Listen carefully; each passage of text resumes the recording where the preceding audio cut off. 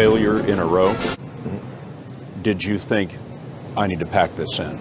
Never. Why not? I don't ever give up.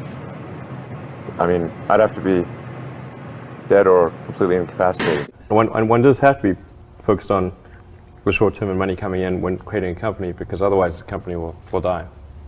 So I think that a lot of times people think like creating a company is going to be fun. I would say it's not. It's really not that fun. I mean, there are periods of fun, and there are periods of where it's just awful. And particularly if you're the CEO of the company, you actually have a distillation of all the worst problems in the company. There's no point in spending your time on things that are going right. So you only spend your time on things that are going wrong. And there are things that are going wrong that other people can't take care of. So you have like the worst.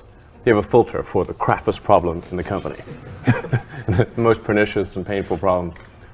So I wouldn't say I think you have to feel quite compelled to do it, and have a fairly high pain threshold. And there's a friend of mine who says like starting a company is like staring into the abyss and eating glass. There's some truth to that.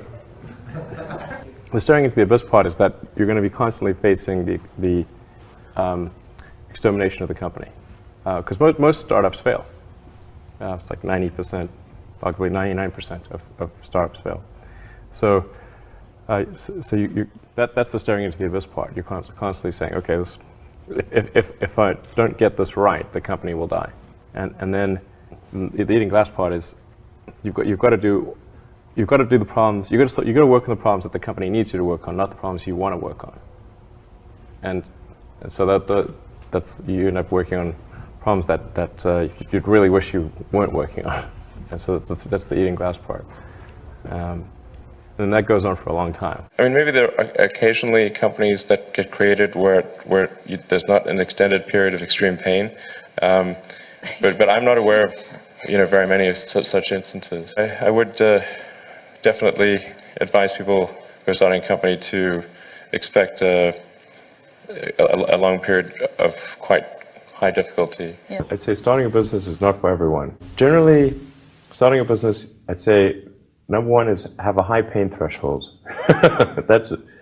There's a friend of mine who's got a good saying, which is that starting a company is like eating glass and staring into the abyss.